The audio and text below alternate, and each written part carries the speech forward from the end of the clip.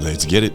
This is Life's Essential Ingredients with Jeff and a Mike, where we hope to inform, inspire, and transform lives, one essential ingredient at a time. Welcome to the show.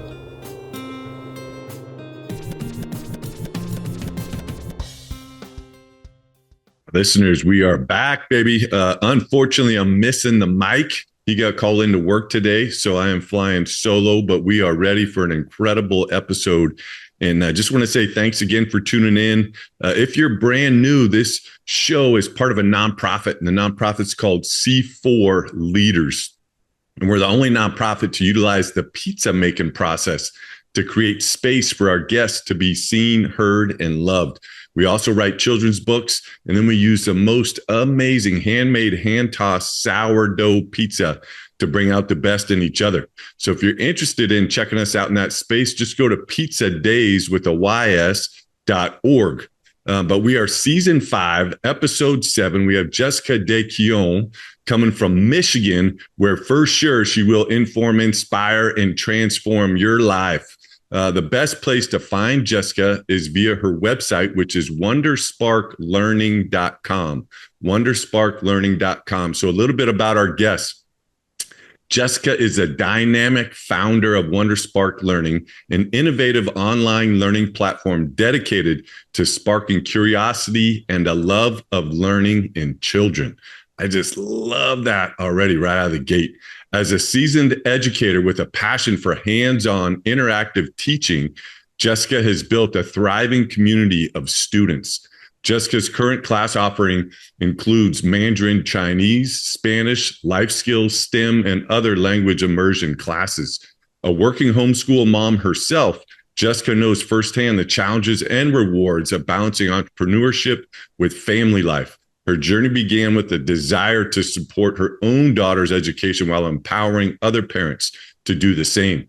Today, she's leading WonderSpark Learning to new heights, offering unique classes that help kids build confidence, make friends, and ignite their passion for learning. Jessica, thanks for having the courage to share your many gifts with the world and for being our guest on Life's Essential Ingredients. Welcome to the show. Thank you. So excited to be on your show. Yeah, me too. I can't believe it. Listeners, I still kind of pinch myself a little bit. Not that we have listeners listening in like I'm going to mention here on every episode, but somehow we've been listened to in 58 countries and 796 cities across the world. I mean, it's incredible. And it's just because we get great people like you to come on and share your life's essential ingredients. And I know you're new to the show, but we always start off each episode with a thought of the day, which is a quote that I picked after researching you. And this is a big one, and it's really curious to see what you think. We're 100% on these two, Jessica, meaning the guest says, oh, yeah, that quote really resonates with me. And so you got to be honest with me. If we get it wrong, hey, Jeff, no, you're smoking some stuff on this. No way. That doesn't resonate with me at all. But it's from Dr. Stephen Covey. And I don't know if you're familiar with Dr. Covey or not. But a long-time great educator and leadership kind of guru. But here it is. Trust is confidence born in 2 dimensions, your character and your competence. Wow. Why would I pick that for you? First of all, this is such an interesting intro, and I can tell that you put a lot of love and thought into your podcast. So I really appreciate you putting in the effort and time. And speaking of that quote, I was just thinking about, so parenting is one of my biggest passion. And as a mother, I always think about how do I raise a confident and competent person, a grown-up, right? So, and I was thinking like, okay, for a child to be confident, first of all, they need that confidence to understand that they are capable, and that ties to competence. And once you have those ingredients, then you become a person that trusts yourself. You trust your inner voice. You trust your ability. So these are the 3 words I think about as part of my parenting journey. And I remind myself constantly the ways that I can serve my family and serve my daughter better. So that's really interesting you picked that quote. All right. So you're saying it resonates with you, though. Absolutely. Yeah. Nice. Yeah, no, that's one of the favorite parts. I'm retired now and I just do this nonprofit work. I'm a nurse is what I did for 33 years and worked in the hospital half the time, then in education the other half. And so been a teacher as well, and been a high school and college basketball coach. So always teaching, but just in getting to get prepared for you, I love what you're doing. First of all, I love the passion for hands-on, interactive, and then creating this thriving community of students. And I don't mean to sound bad, but I'm in a lot of educational spaces. And it is such a difficult space to navigate right now, any which way you look at it, for the teacher and for the student. And I can't imagine, being a teacher, having 35 different students, different learning modalities that work for them, and then trying to make sense and get through each day.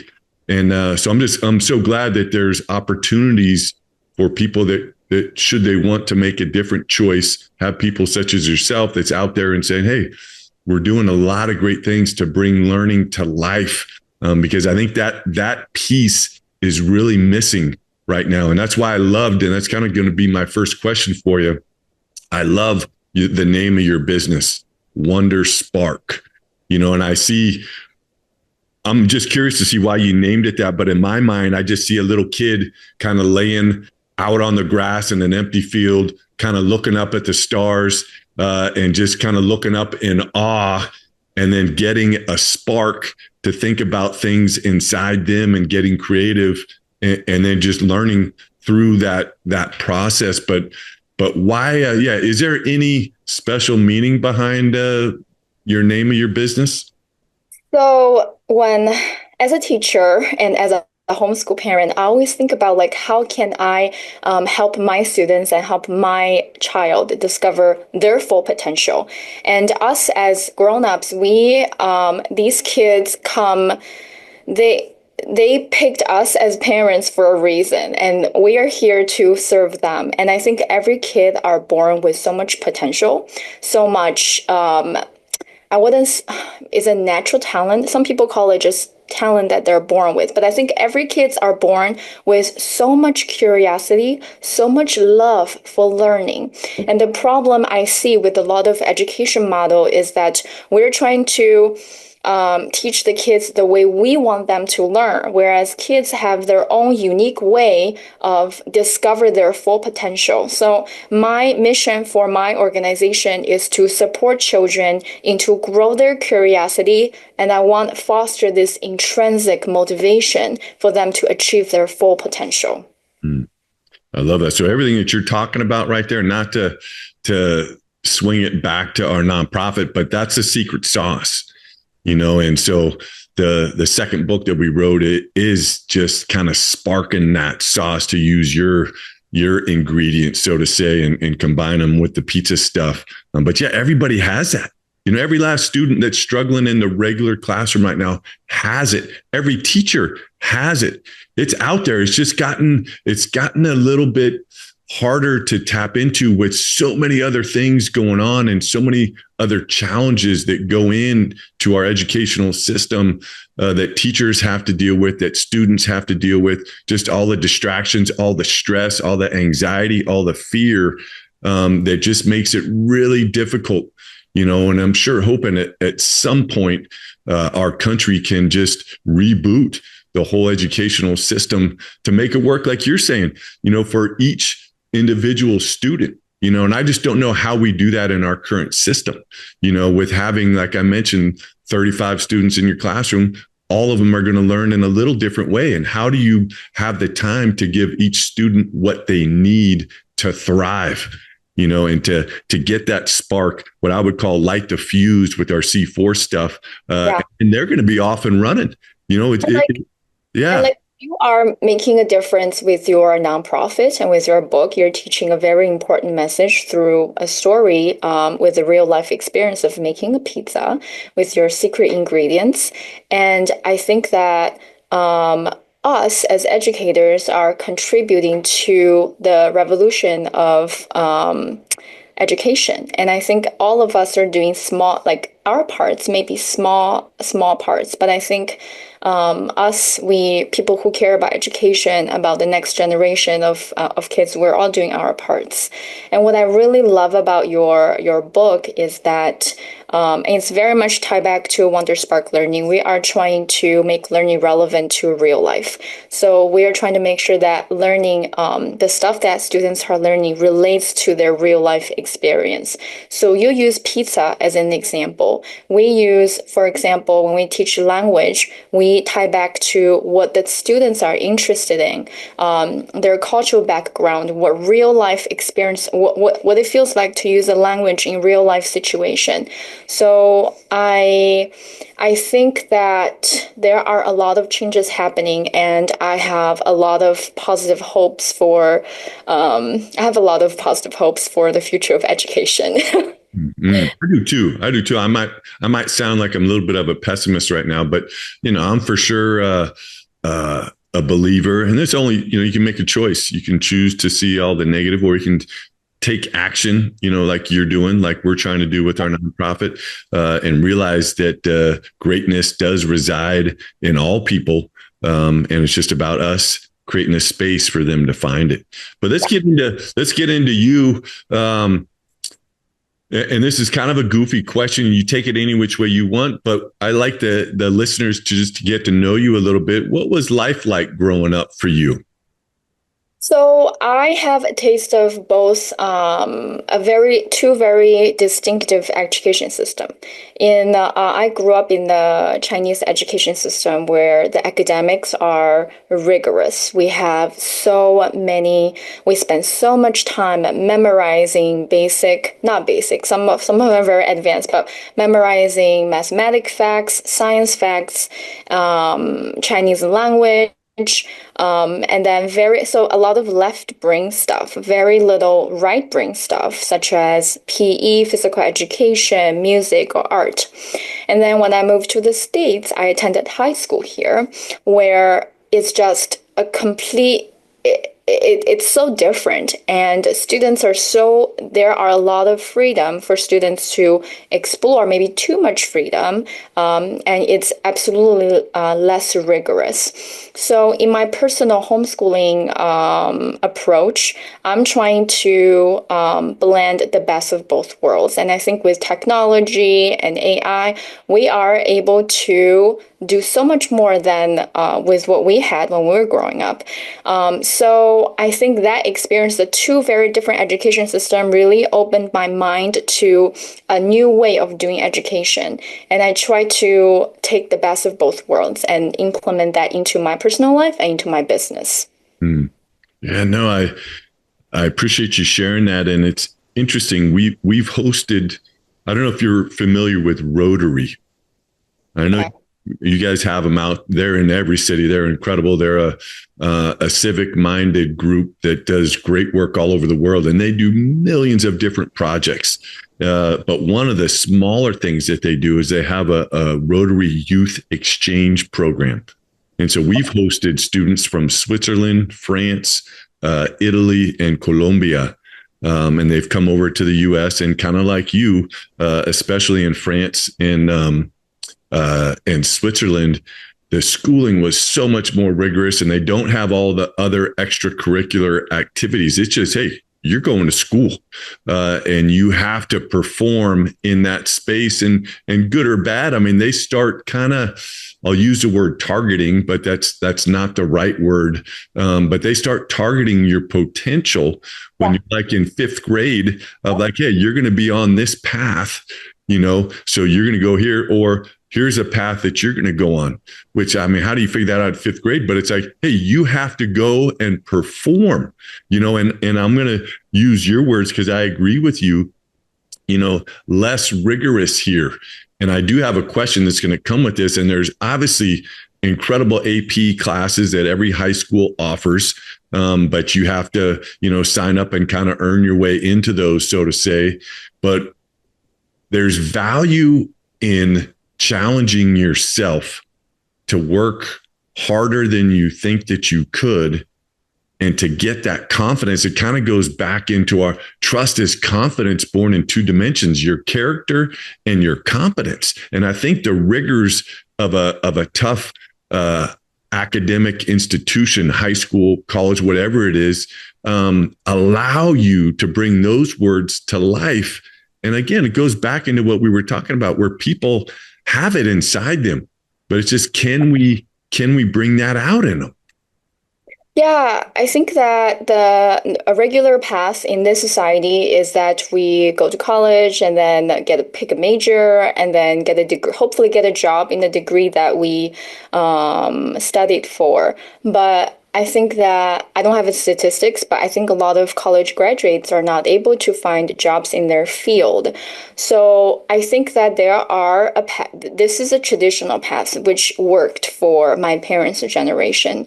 And I think today this path is becoming narrower and narrower, and fewer students are able to get a good job. And not talking about the cost of college education. And I think that school is designed for a very specific kind of smart. And if you think about it in real life, how we make money, how we build our career, how we live our day-to-day life, it's really, really different of how we spend our time in school. School is a very unique system that do not exist in the world outside of school. So we are teaching our students to use a very specific kind of skill, test-taking skill, study skill, right? But then in real world, people are making money, they're making a name for themselves. Maybe they're artists, maybe they work with their hands, maybe they are, very left-brain smarts. But the world, it's different now, and there are just so many options. And I think the challenge is, how do we carve the space, make the space for our children, for our students, and help them carve out their own path? And I think the difference between a student that are successful from a very early on age and the one that maybe not as successful, to society standards, are that some students have people making space for them, whether it's a teacher or it's a parent. And as you know, you have children, it takes tremendous amount of effort to really spend time with them and make space for them and help them discover their strengths and help them recognize their weakness. Mm-hmm. Man, I love it. And again, everything that you're talking about just goes right back to that thought of the day. Trust, confidence born in two dimensions, character and competence. And I love how you're talking about carving space, we use the words creating space, and it's just, can we figure that out? So, I'm kind of curious, your website mentions life skills. We're kind of talking about that in an indirect way right now.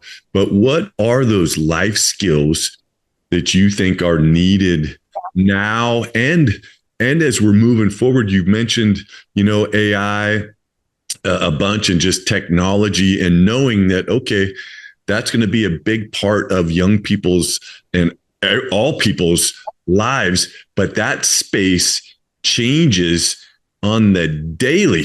And so what are those skills that we're gonna empower our young people with to be able to adapt to all these changes that are going to be in their life? So computer science, software engineering used to be the career to be in if you want to make money, right? This year, I think recently when AI came out, people are having really hard time getting a job with these degrees and majors. And I think that ties back to that we are trying to, the traditional path for us to be successful are getting narrower, and we are trying to cram everyone into the same path. And I think the skill that will be really essential for future would be adapting to changes and love to learn. I think the curiosity that we have is essential for us to keep growing. And not only for kids, but for us as grown-ups, business owners, if we don't adapt and learn, then we are going to be left behind. So on top of my teaching and job, I'm constantly learning about new technology, new ways of teaching, speaking to people like you who have lots of great ideas that inspire. And I think what is an essential life skill? I think that really ties back to what does this students need? What is this child good at? We're all good at different things. So, and I think that this is one is that we have to always be able to adapt and learn and be curious. And I think another life skill that might feel like very capitalistic to talk about, but I think the money skill is also really important. From the very early age, my daughter have started business. Well, I call it business, but it's like a lemonade stand. It's like making doing bake sales, doing makers market, very low stake business, raking leaves, shovel snow, right? Very low stake business where she can sell herself, negotiate prices, get the money, do the changes. All of these small things are going to prepare her when she is starting her own stuff, when she gets older. So I think I think we don't talk about, at least when I was growing up, we don't talk about, my family did not talk about money enough. And I know that most family don't talk about money enough. And that's something that I'm trying to change with, with my husband and my daughter. We try to talk about the stock market, why things are performing the way it is, how to start a business, how to hire an employee, how to find a business partner. I think these are also really important skills to succeed. But this is really, it sounds like I'm trying to raise an entrepreneur, but I think in the future, everybody works for themselves. Even if you have a boss, you are still working for yourself because you're selling yourself as a brand, right? And then if you have this self-starting, self-resilience, and competence, you can do any job. You can start any business. So these are the two, and then there's so many more, but I think these two are something that I am working on with my family. I'm sure there's many, many more life skill. What do you think is a really important life skill for children to develop? Man. Well, I think my comment about what you're doing with your daughter, and I wrote down interacting with people, and so when you have her going out there hustling with the low stake businesses in all those interaction, she's having to communicate. So my answer is communication, which is one of my 4 C's. But I think it's very challenging now for all people to be face to face and just sit and talk with people, because you can't edit it. It's just hey, this is live in real time right now. You and I sitting and talking, and to hear, I got goosebumps when you were talking about your daughter getting out there and doing her thing, as I could see her stumbling on her words, saying the wrong thing, learning from her mistakes, doing better the next time, getting the confidence because she's a person of character and increasing her competence to be able to go on. And I totally agree that once you have your blueprint, once you have your life recipe, whatever words you want to use in that metaphor, it's applicable in all these other parts of your life, all these different chapters, all these other new items that you want to tap into to add into your cookbook, so to say. Trust yourself. Yeah, for sure. For you, that's why, I use this definition so often in all the work that I do, because it has to. So my second C, and then we'll move on, but is chemistry for the C4 stuff. And I define chemistry as developing trust in yourself to bring and receive value from the connections in your life. And so then, because for me, it's all, the older I get, the more I realize we don't do a good job in explaining and understanding what words mean. So if I'm working with a group, adults, kids, it doesn't matter. I'll say, all right, well, what is trust? And so I use Dr. Covey's definition because I love it. Well, trust is confidence born in two dimensions. Your character. Hey, are you going to be someone that someone can rely on, that is trustworthy, that is going to do what you say? And then can you get down? Can you be competent? And in my role as a nurse, as a bedside nurse working in the trauma ICU, if I'm not a competent nurse, I'm be killing somebody. Someone's loved one is going to die because I wasn't able to do what I was supposed to do. And so, yeah, just love everything that you're doing with your daughter. But any other thoughts on what I was just sharing? Beautiful. That was beautiful. Yeah. And then talking about competence, I think that, and this is not a dib on the school system. It's just, when you were talking about you have to be competent, you have to know what to do with your job when you're a nurse, it made me think about the traditional school system. It's very much I do what you tell me. The students are doing what the teacher tells me, and that's a system that's set up. There's no other way to run a big classroom other than have a very organized, everyone do the same thing kind of approach. But that hinders our children's independence of making decisions for themselves. And the one that do make decisions for themselves are rebels. And we don't want that in traditional classroom because there's no way to run a class. So I just want to point out, and this is not a dip on public education or teachers. That's just an observation. Mm-hmm. Yeah, no, I mean, I agree. Again, I'm in and out of classrooms. I've been a high school basketball coach for 20 something years, and am navigating that space all the time. And yeah, the teachers are doing the best that they possibly can. Yeah. It's just like you mentioned, and I mentioned, the system just needs to be edited. It's just an old playbook. It's an old recipe, and nobody likes the taste of it anymore. And so what can we do to create that change and to do it quickly? But so that's gonna lead me, did your daughter ever go to regular school, or was she always homeschool right out of the gate? So when before COVID started, she attended Montessori kindergarten. So she actually was in a traditional school environment, but she was so little. Though we haven't started first grade, I was going to send her to a public school. But then when COVID started, we started to have a test run of like what homeschool feels like, if that's something that she would enjoy and I would enjoy. And what I discovered is, and then it changes with her age, but the actual school, the actual learning academic wise, we can get it done so fast. And then the rest of the time, we can do stuff that interests her.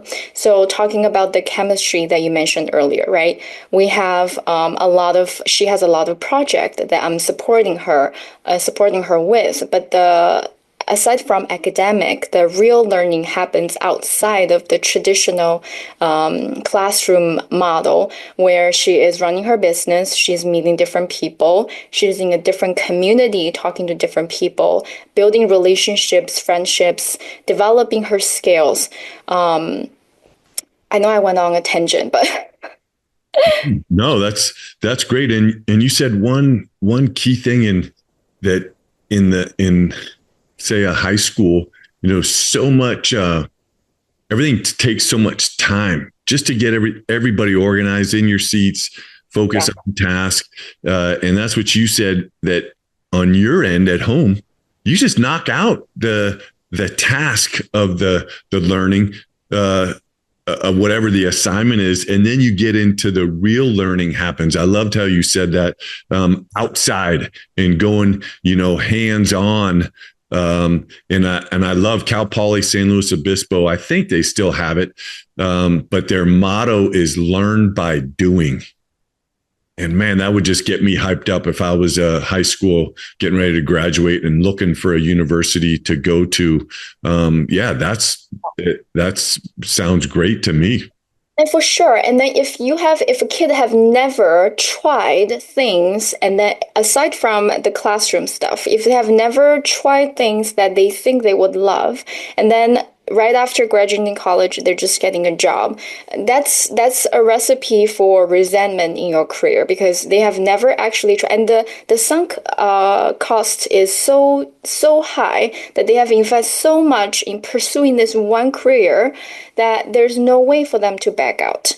So I think that when kids are young, just to test what they love, try what they love, and test early, test often. And then when they fail, it's a very small stake failure. Yeah. Yeah, no. And just like we've been talking about the secret sauce and just trying to help your child play to their strengths, when you think about just the busyness of life, how do parents, find the time? How do you create the opportunity for your kid to even tap into, what their strength is without exposing them to so many different just ways to learn and to be curious and to try and figure things out. And maybe that gets them excited about learning. That's another challenge for working parents. Most families have two working parents, and I am lucky enough that I'm able to work from home, and I have to schedule my day around her schedule. I think that it's really a societal structure that we structure this way that both parents are working, and so they're exhausted. It is a very, very tough challenge, and nowadays every family is kind of like a nuclear family. When I was growing up in China, it's very common for multi-generation to live in one building, in one family. So the grandma can take care, maybe do the house chore, the grown-up go out and, make money, and then everyone is chipped in to raise the children. Whereas in the United States, the parents it's a very isolated experience to be parents. So I don't have a solution, and I think it's very unique for every family, but you almost have to go out there and look for your village. And they say that it takes a village to raise a child.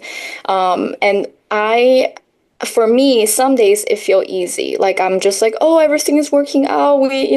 My schedule is running so smoothly. Kids are listening. Work is going great. Some days I'm just sprinting. Like I have to really get up early. So it's always different. And I think that's a challenge for parents is that they just have so much on their plate already.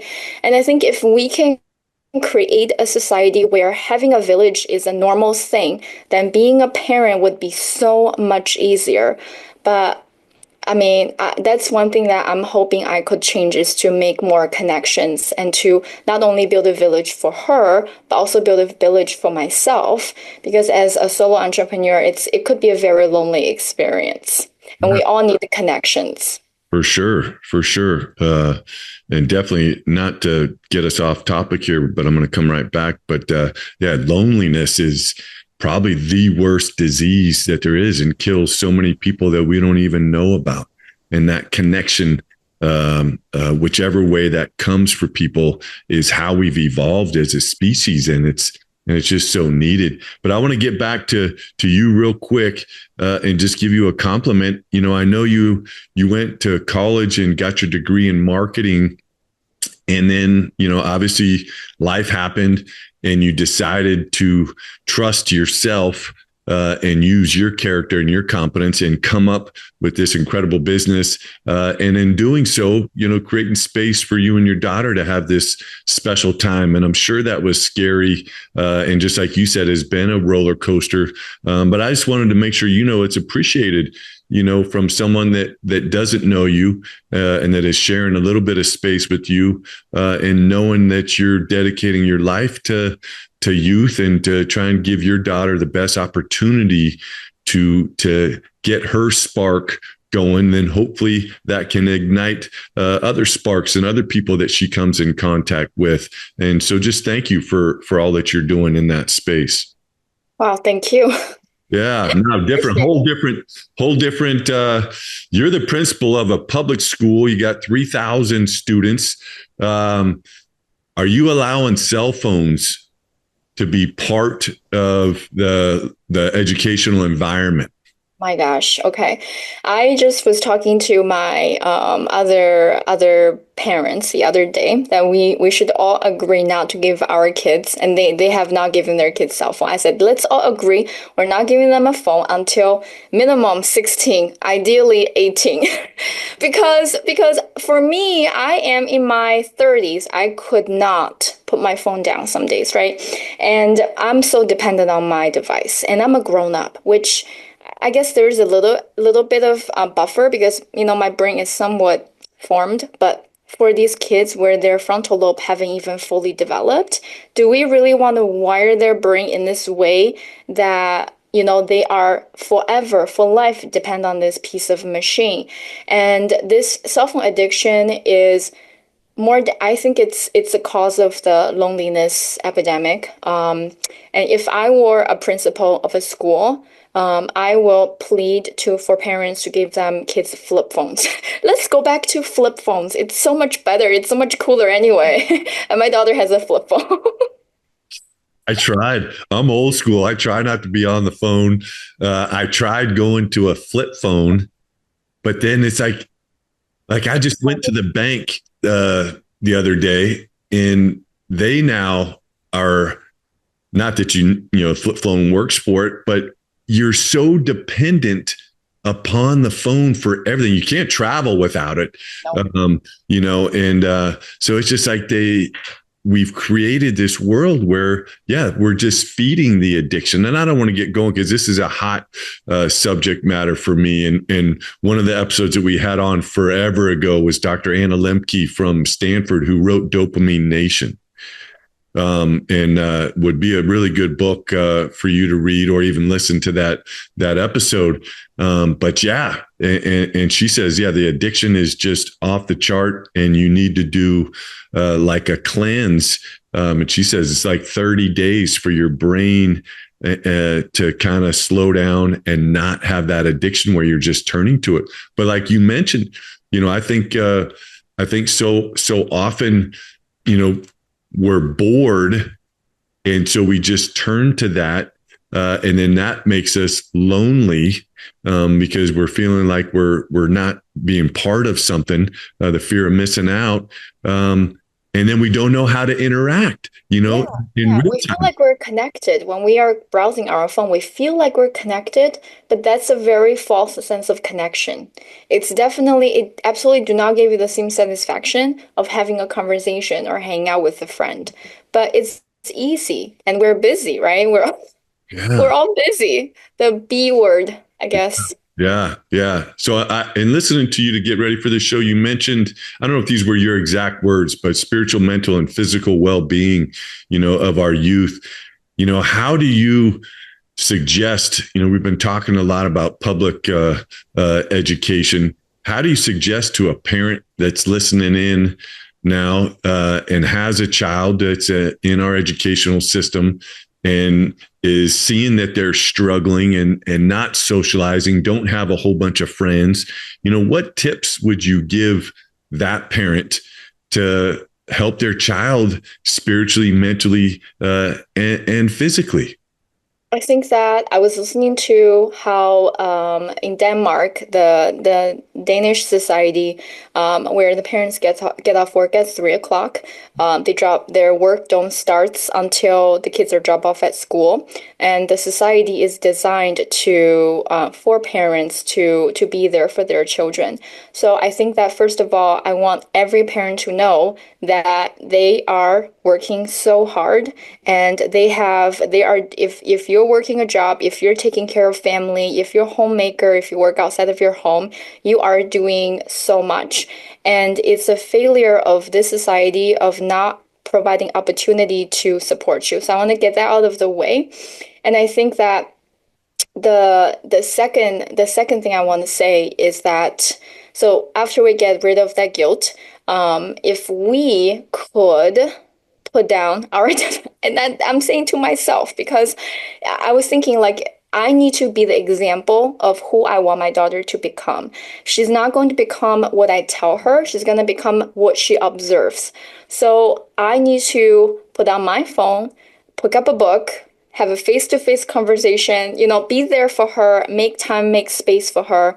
And these are stuff that I need to remind myself constantly.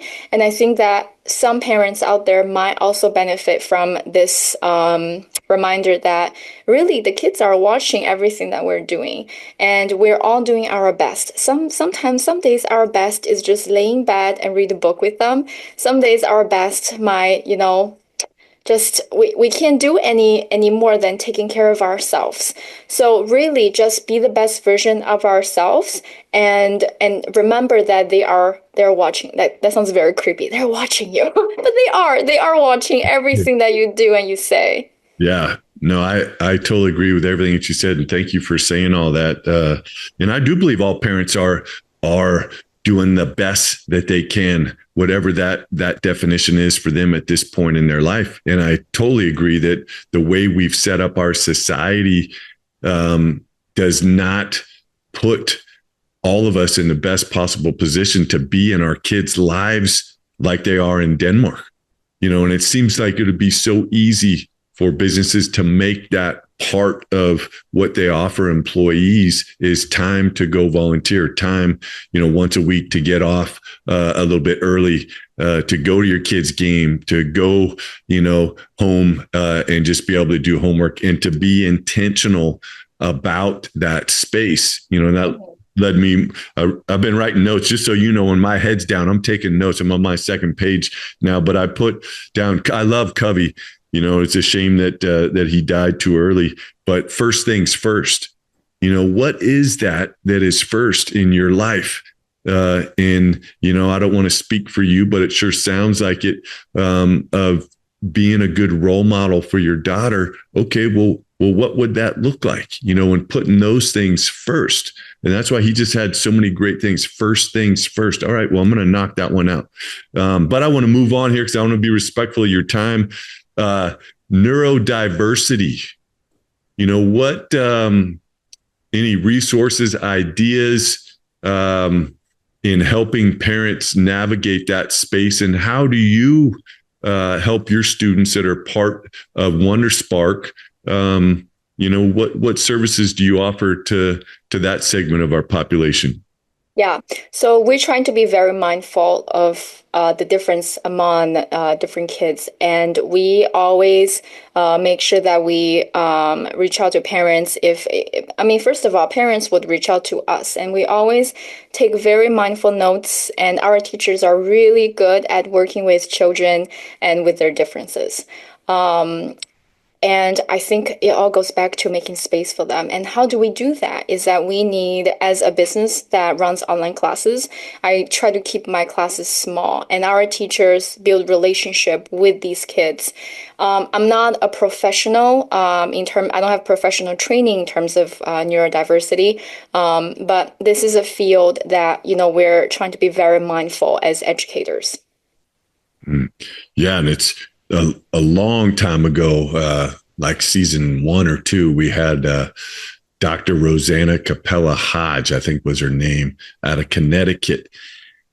And I think at the time there was like, gosh, 1 in 37 or 1 in 38 births was to an individual that would fall into this neurodiversity category.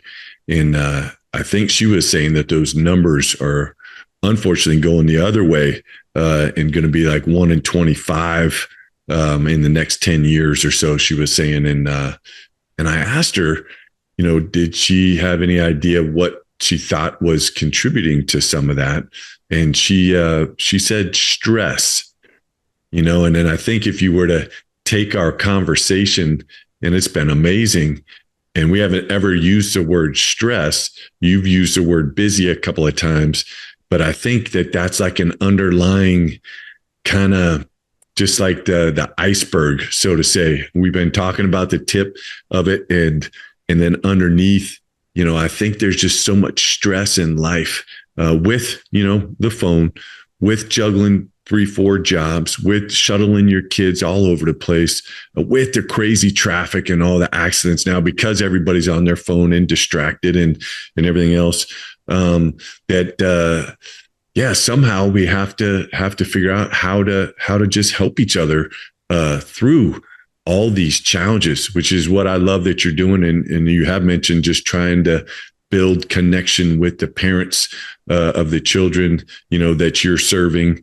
And so again, I thank you for that. But I have two last kind of questions. Any books that you recommend, just for kids to read, parents to learn, or just other books that you like to read that have impacted your life?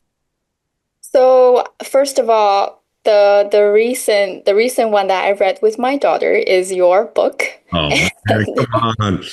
No, seriously. She has been baking. She has been making pizza. She's like, "Oh, this book is very interesting. Can I make pizza?" And then I said, "I don't have all the stuff." She said, "Don't worry, I got it." And I said, "Well, I don't have time to clean up." She said, "Don't worry, I got it. I'll clean it up." So I think the message of the book was very well received. At least this reader from my family, and.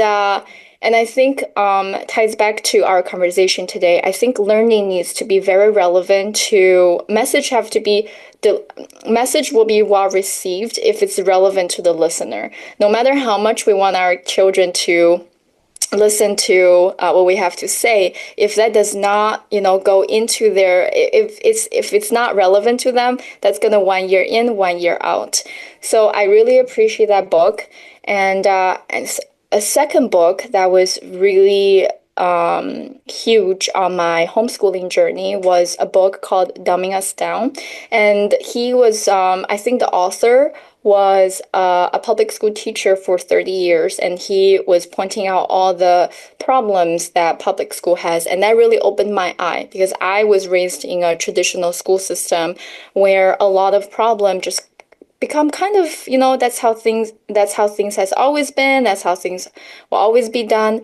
But coming from a teacher, that was very eye-opening to read that book. So for anyone that wants to learn more about homeschool, I recommend that book. And there's so many good books out there. I can think of these two right now. All right. Well, thank you. And thanks for the plug. That wasn't listeners. I didn't give her extra money. She said that. Don't paid. Yeah. Again, we're on with Jessica from wondersparklearning.com. We are at the last question. This has been an amazing episode. And it's a quote from John Alston that I love. The only thing you take with you when you're gone is what you leave behind. And I don't mean to get morbid with you. And you're a young lady. You told me you're in your 30s. Let's give you another 60 or so years of living. And you're on your deathbed now. And you're surrounded by your daughter and maybe some grandkids and other people that have been instrumental in your life that you've loved, and they have loved you. And you're getting ready to take your last breath. What is it that you want them or what is it that you want to leave behind with them? This deathbed exercise, I actually do it often, especially on the days that I'm stressed. Because on our deathbed, none of this matters. So if we think like our problems is really big, it's actually not. As long as we're healthy, we're loved, we're with our family, with our friends, everything else is secondary. It's really, nothing is really that important.